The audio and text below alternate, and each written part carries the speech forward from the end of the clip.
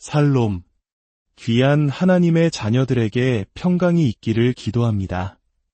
우리의 삶을 말씀과 은혜로 채우는 이 시간, 여러분과 함께하게 되어 참으로 기쁩니다. 오늘 우리가 나눌 이야기가 여러분의 삶에 하나님의 살아있는 능력이 임하는 통로가 되기를 소망합니다. 잠시 귀를 기울이시기 전에 이 채널의 구독과 좋아요를 통해 더 많은 영혼들에게 하나님의 사랑이 전해질 수 있도록 동참해 주시면 감사하겠습니다. 여러분의 작은 손길이 누군가에게는 인생을 바꾸는 기적의 시작이 될 수 있습니다. 주님의 이름으로 여러분의 삶에 놀라운 축복이 가득하기를 기원합니다.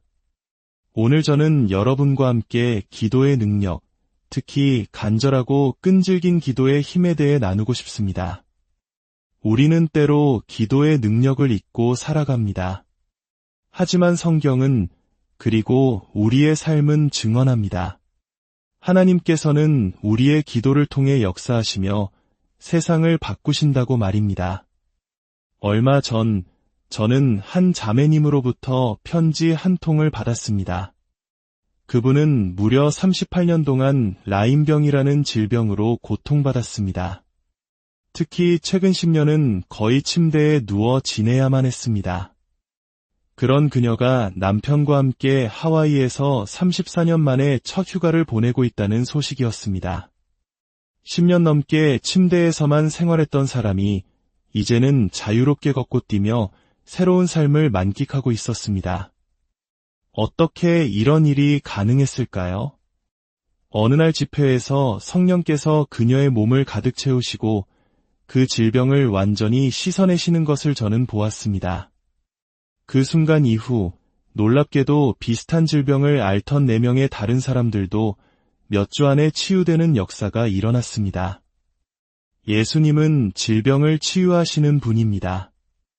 이 시간 라임병이나 섬유근육통 혹은 다른 자가면역 질환으로 고통받는 분이 계시다면 혹은 그런 가족을 두신 분이 계시다면 믿음으로 그분들을 위해 함께 기도하기를 원합니다. 주님의 치유의 손길이 지금 이 순간 여러분과 여러분의 가정 위에 임하기를 선포합니다. 성령의 충만함이 그들의 몸에 강물처럼 흘러넘쳐 고통의 모든 흔적이 사라지도록 예수님의 이름으로 기도합시다. 모든 질병은 떠나가고 하나님의 신성한 건강이 그 자리를 채울지어다. 아멘. 주 예수님께서 당신을 치유하십니다. 이 치유의 기적이 여러분의 삶과 가정에 실제로 나타나거든 부디 그 간증을 저희에게도 나누어 주십시오. 저는 오래전 독일에서 집회를 인도했던 경험을 잊을 수 없습니다. 기도 중에 저는 환상 속에서 한 여인을 보았습니다.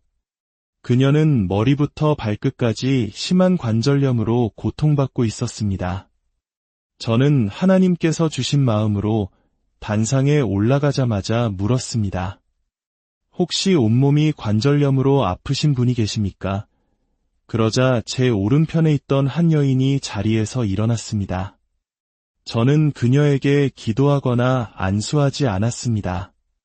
다만 하나님께서 주신 말씀을 그대로 선포했습니다. 주 예수님께서 당신을 치유하십니다. 그 말이 선포되자마자 그녀는 하나님의 능력 아래 떨기 시작했습니다. 얼굴이 붉어지고 온몸에서 땀이 쏟아졌습니다. 하나님의 권능이 문자 그대로 그녀의 몸을 훑고 지나가는 것이었습니다. 몇 분 후 그녀는 눈물을 흘리며 계속해서 외쳤습니다. 이건 불가능해요. 불가능한 일이에요. 그녀는 완전히 치유되었습니다. 시편 107편 20절은 말씀합니다. 그가 그의 말씀을 보내어 그들을 고치시고 위험한 지경에서 건지시는도다. 우리가 하나님의 음성을 듣고 그분의 말씀에 우리의 목소리를 더해 선포할 때 기적은 일어납니다. 지금 이 시간 암이나 다른 불치병으로 고통받는 분들 혹은 신경 손상으로 아파하는 분들, 수술 후유증으로 힘겨워하는 분들이 계시다면 여러분을 위해 그리고 여러분의 가족을 위해 함께 기도하겠습니다. 우리는 종종 대리 기도의 능력을 통해 수많은 기적을 목격해왔습니다. 아픈 가족을 대신하여 믿음으로 함께 일어서 주십시오. 예수님의 이름으로 선포합니다. 주 예수님께서 당신을 치유하십니다. 암세포는 소멸될지어다. 손상된 신경은 완전히 회복되고 제자리로 돌아올지어다. 모든 고통은 오늘로 끝날지어다. 예수님의 이름으로 기도합니다. 아멘. 여러분, 하나님의 말씀을 들을 때 기적을 기대하십시오. 하나님께서는 당신의 말씀을 보내어 우리를 치유하십니다. 성경 사도행전 12장을 보면 우리가 오늘 나누고자 하는 주제의 핵심이 담겨 있습니다. 헤롯 왕이 교회를 박해하기 시작하여 요한의 형제 야고보를 칼로 죽입니다. 그리고 그 일이 유대인들을 기쁘게 하는 것을 보고 베드로마저 잡아 옥에 가둡니다. 그런데 5절은 이렇게 기록하고 있습니다. 이에 베드로는 옥에 갇혔고 교회는 그를 위하여 간절히 하나님께 기도하더라. 놀랍게도 야고보를 위한 기도에 대한 기록은 성경 어디에도 없습니다. 기도가 없었다고 단정할 수는 없지만 성경은 유독 베드로를 위한 교회의 간절한 기도를 특별히 기록하고 있습니다. 그리고 그 결과는 놀라웠습니다.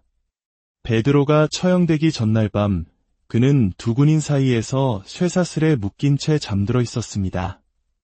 그때 주의 사자가 나타나 베드로를 깨웠고 그의 손에서 쇠사슬이 저절로 풀어졌습니다. 천사는 베드로를 데리고 첫째와 둘째 파수를 지나 성으로 통하는 쇠문에 이르렀고 그 문은 저절로 열렸습니다. 베드로는 기적적으로 감옥에서 풀려났습니다. 이 이야기는 오늘날에도 동일하게 일어납니다. 중국의 지하교회 지도자인 윤 형제님의 간증을 아시는지요? 그는 감옥에서 다리가 부러지는 심한 고문을 당해 걸을 수 없게 되었습니다.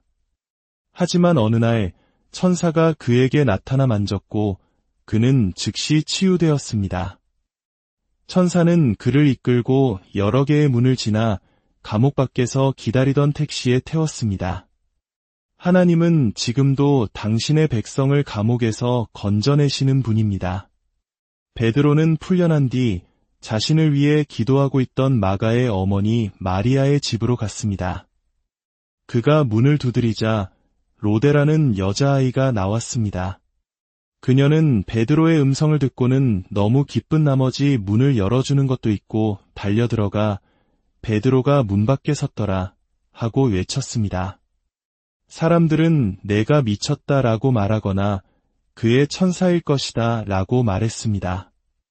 그들은 베드로의 석방을 위해 간절히 기도하고 있었지만 정작 기도의 응답이 문 앞에 와 있을 때는 믿지 못했던 것입니다. 이 이야기는 우리에게 중요한 질문을 던집니다. 야고보는 순교했고 베드로는 구출되었습니다. 우리는 흔히 일어나는 모든 일이 하나님의 뜻이라고 쉽게 단정해버리는 경향이 있습니다. 물론 하나님께서는 야고보의 순교조차도 교회의 씨앗으로 사용하실 수 있는 전능하신 분입니다. 순교자의 피는 교회의 씨앗이라는 말이 있듯이 지금 이 순간에도 전 세계에서 수십만 명의 사람들이 복음을 위해 목숨을 잃고 있으며 그들의 희생은 복음의 불길을 더욱 타오르게 합니다. 하지만 우리는 이야기를 통해 중요한 사실을 깨달아야 합니다. 바로 교회가 한마음으로 간절히 기도했을 때 베드로의 생명은 보존되었다는 것입니다. 혹시 우리가 놓치고 있는 수많은 돌파와 기적들이 바로 이 간절한 기도의 부재 때문은 아닐까요? 물론 하나님께서는 우리의 짧고 단순한 기도에도 응답하십니다. 스쳐 지나가는 생각 속에 담긴 작은 소원조차도 헤아리시고 채워주시는 자비로운 아버지이십니다. 느헤미야처럼 한 문장의 기도가 한 나라의 역사를 바꾸기도 합니다.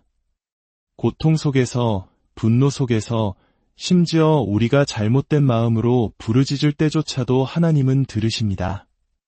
어떤 상황에 있든지 기도를 시작하는 것은 중요합니다. 하지만 거기서 멈춰서는 안 됩니다. 하나님의 마음을 느끼고 맛볼 수 있는 자리까지 나아가야 합니다. 그곳에서 진정한 돌파가 시작됩니다. 많은 사람들이 기도를 단지 불평을 쏟아내는 시간으로 사용합니다. 만약 여러분이 기도를 했는데도 여러분 자신에게 아무런 변화가 없다면 그것은 기도가 아니라 불평이었을 가능성이 높습니다. 예수님께서는 수고하고 무거운 짐진 자들아 다 내게로 오라 내가 너희를 쉬게 하리라고 말씀하셨습니다. 기도는 우리의 무거운 짐을 주님께 드리고 그분의 가벼운 멍에와 평안을 대신받는 교환의 시간입니다. 여러 사람이 함께 기도하는 연합 기도는 더욱 강력하지만 동시에 더 어렵습니다. 각자 다른 기도 제목과 부담감을 가지고 모이기 때문입니다.